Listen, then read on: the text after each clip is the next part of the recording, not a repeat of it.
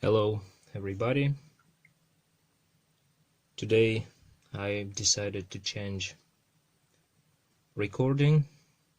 Last video I recorded in my native language and then put audio in English.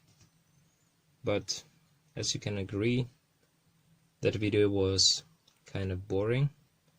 So this time I decided to record it online directly in English. So today we have this power supply to fix, which was built to work, but despite this it failed. The guy who brought it to me said that he kept it for 3 years already. He didn't give it to any repair centers because they wanted too much money for the repair. So let's try to see what's inside and probably try to fix this nice, you see, he said that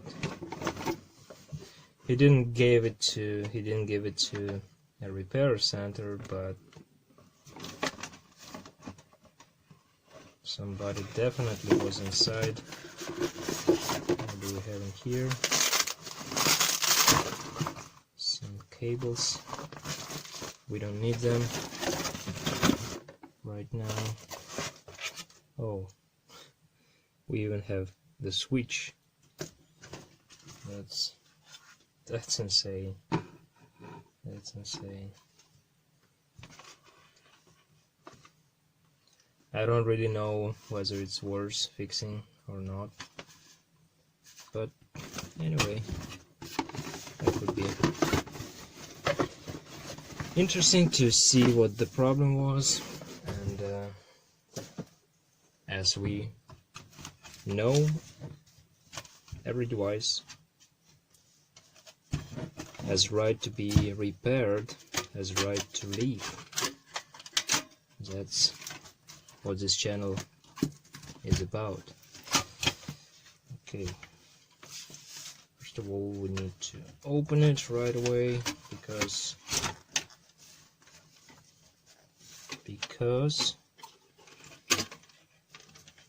something is holding it.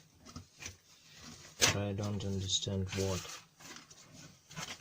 exactly is holding it.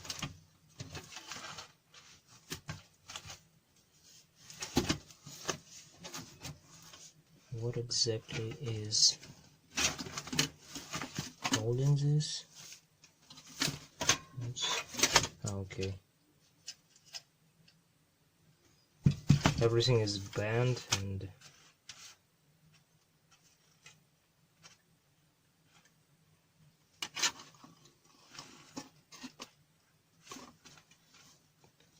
the mains are disconnected.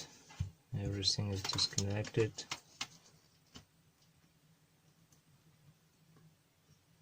The capacitors looks good. The switches, the transistors, at first glance looks good.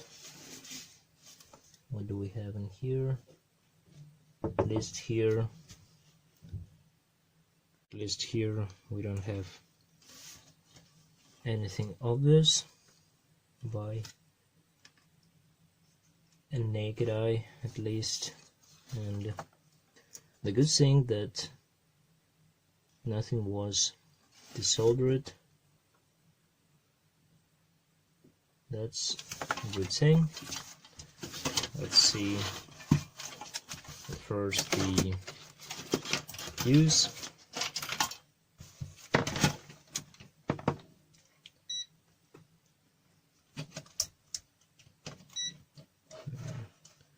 Not good for you to see, but I'll try my best. And the fuse is good. The fuse is good, so probably we should try to power it up. See, to find out that's the line and the neutral. We should connect them. I think I should solder back some wires. Maybe not this one, but now I'm gonna solder some wires for convenience, and then we'll try to power it up and see what we have. Okay, I've soldered 2 pieces of solder wick or desoldering wick, whatever you call it. Not the best decision, but it's a temporary one, so doesn't really matter how we do it.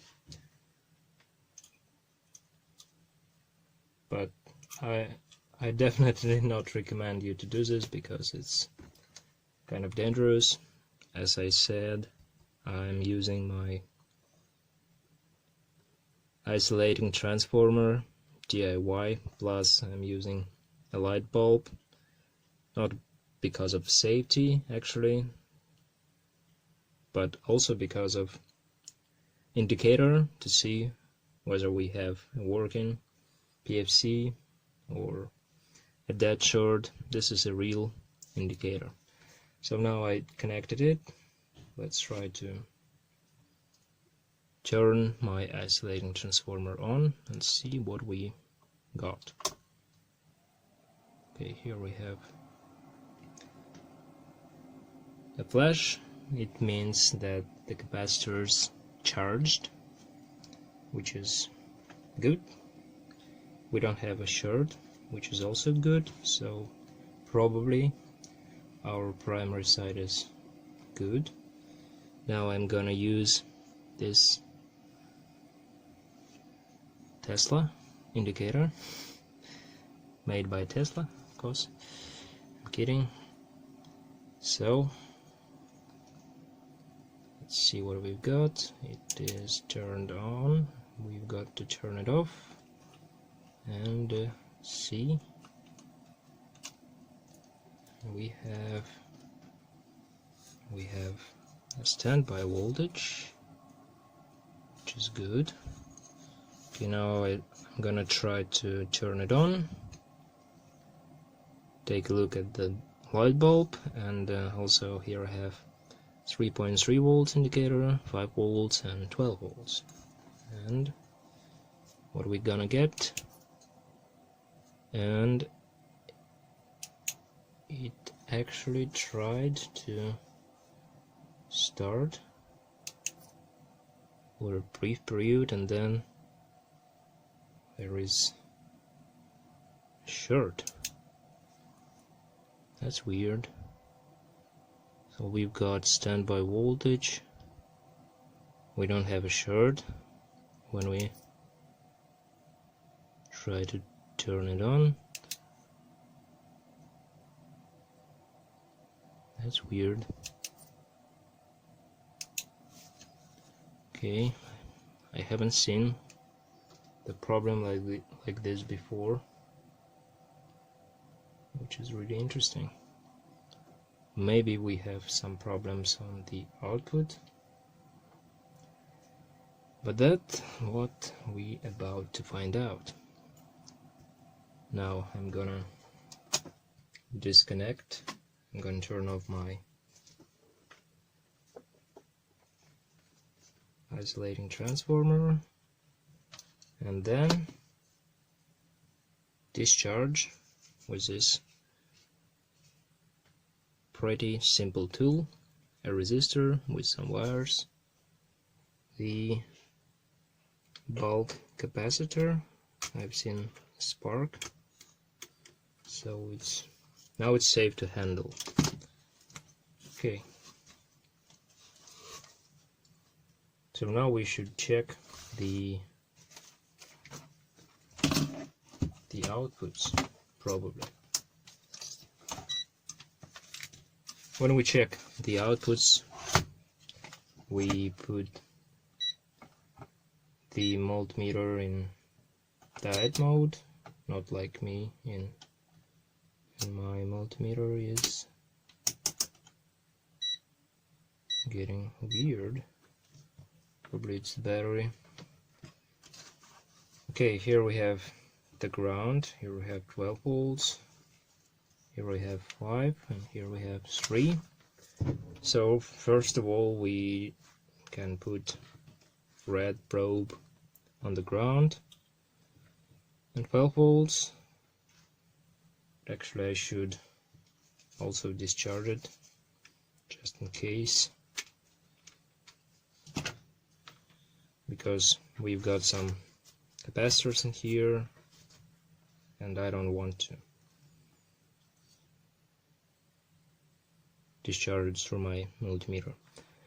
Okay, first of all we check 12 volts and it is kind of low in my opinion. Kind of low, but when we flipped it over, we see that there is no short. Okay, what about 5 volts? 5 volts is okay, 3.3 should be even less. Well,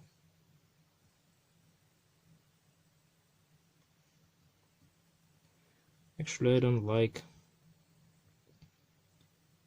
the way 12 volts line is showing. I really don't like it. Let's see which one is 12 and which one is not. Okay, here is the biggest rectifying diode, and let's see, this one is good, those two are good, and these are 4 12 volts rectifiers. It's not a synchronous, yeah, it's just 2 diodes in one package. And what do we have?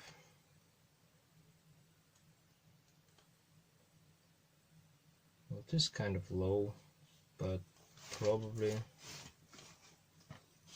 it is how it should be. I don't know. Anyway, let's check also the primary switches, just to make sure we don't have any short. This one is good, this one is good, this one is good, this one is also good. So it's kind of weird. This kind of weird volt. So I can try to turn on my so-called power supply. You can't see it, unfortunately. I'll try to show it to you like this. Sorry for... Okay, now I'm gonna assemble all this in order you to see better, and then we'll proceed. So I turned on my power supply. Sorry for the flickering, you can see it here. Connected the ground, that's the ground, and that's the 12 volts.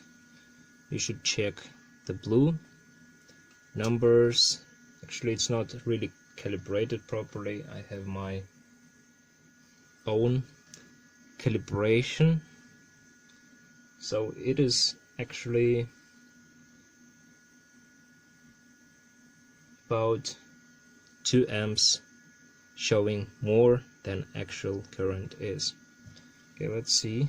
Now I'm gonna put my 12 volts plus, and okay, we've seen some current for a short period, but it's not short. The capacitor is charged and now it is taking no current. Let's test 5 volts just to make sure.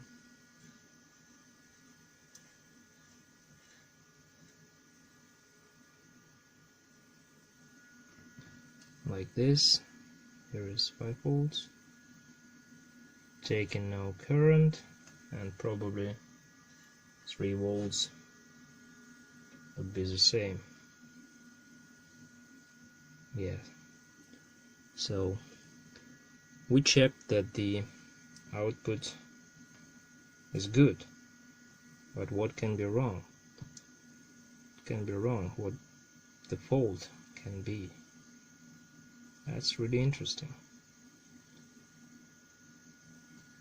Well, probably we at the point when we should check the capacitors.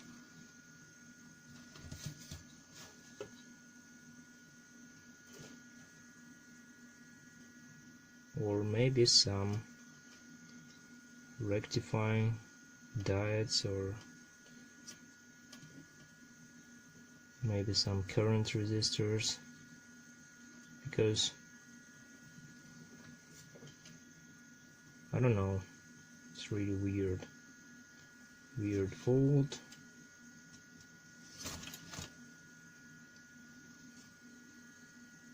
Okay, I'm gonna check it more properly, and if I find something obvious, I'll proceed with recording. So it didn't took too much time. I started to check the other diodes, and this one, this big diode, turned out to be shorted. Also, here is PFC diode, ultra fast. You can see it here. I didn't check it before. I checked on only the switches, and that's the one in here. When I test this one, we can see, so at least maybe this or both of them are shorted. It's gonna be pretty easy to remove, but first I think I'll remove this one. Just put one leg out. If the short's still here, I'll proceed. Okay, let's probably do that together, I suppose. Yeah, let's try. My soldering iron is hot. By the way, I'm using this cheap soldering iron, and I'm happy with it. For the price I took it, it's really nice. And also these cheap tools from AliExpress, really convenient for such type of work. So we just need to use this hook, get one leg like so, and identify it here, and it's not very easy to hit, but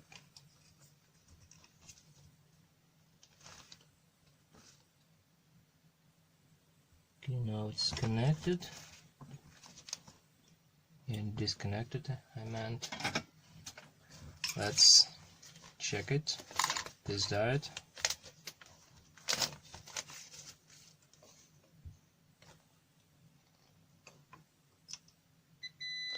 And it is shorted. I'm sorry for unfocusing.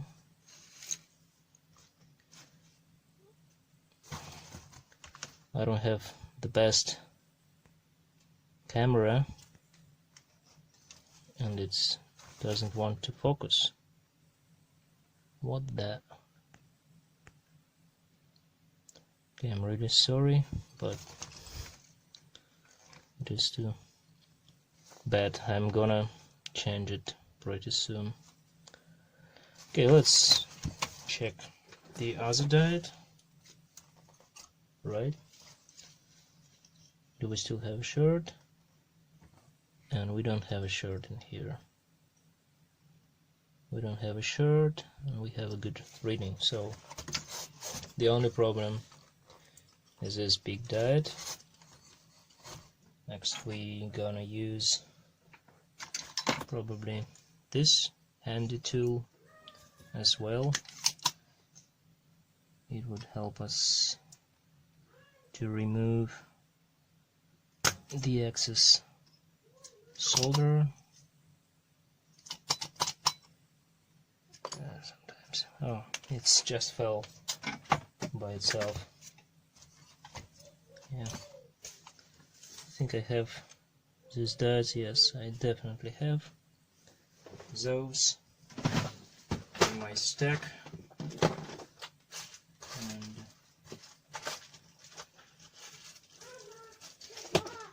here I have them,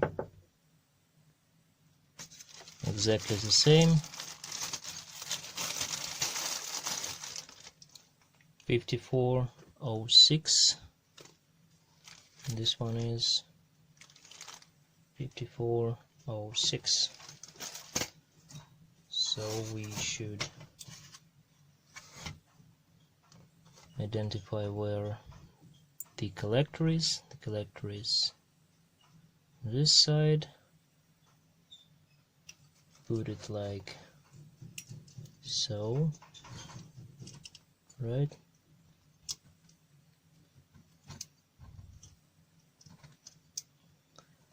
It's not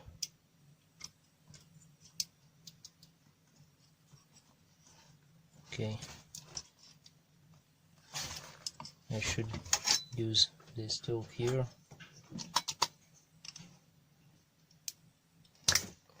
Yeah, now it's better. Now it's better, and maybe get this one. Tweezer, it's too fine for this job, but anyway. And that's how it should be.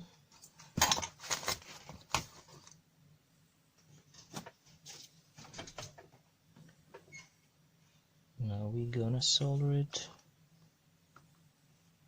Piece of solder fell off.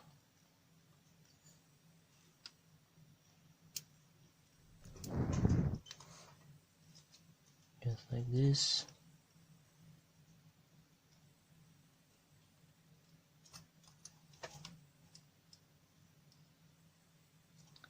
And like this.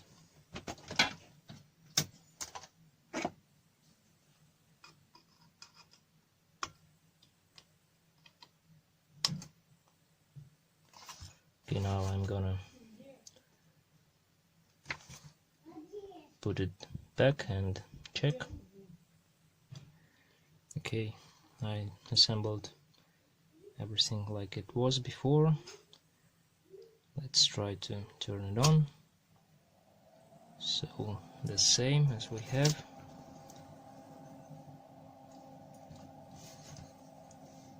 We have a green light, and we're gonna have all three lights.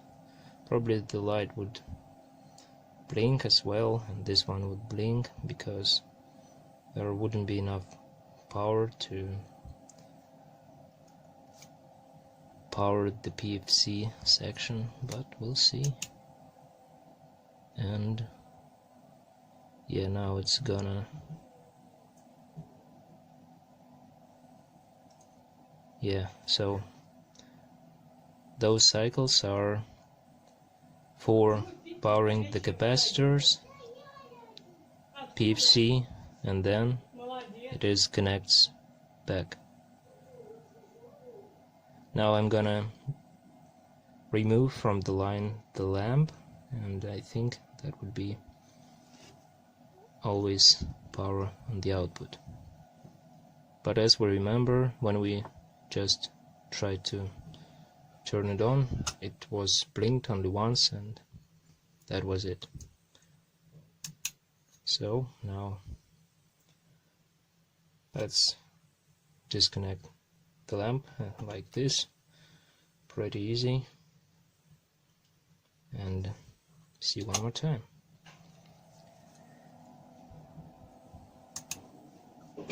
And that's it. We have the output. By the way, here I have another tester for power supplies. It's not an advertisement, just a convenient tool for checking, for showing whether the power supply is working or not. And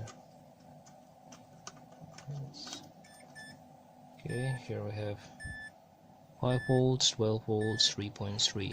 This one is beeping because we don't have anything connected here. Okay, I think this power supply is fixed. It was pretty easy. I don't want to show you how I'm gonna assemble everything back. It's not interesting, I suppose. But now you can probably fix something like this if you have anything at home, or at least to have some new knowledge, somebody who is not experienced enough. But this guy is fixed, and I think it's gonna serve its owner one more time. That's it for today. I hope you like it. If you like it, give it a like, please, and see you next time. Bye.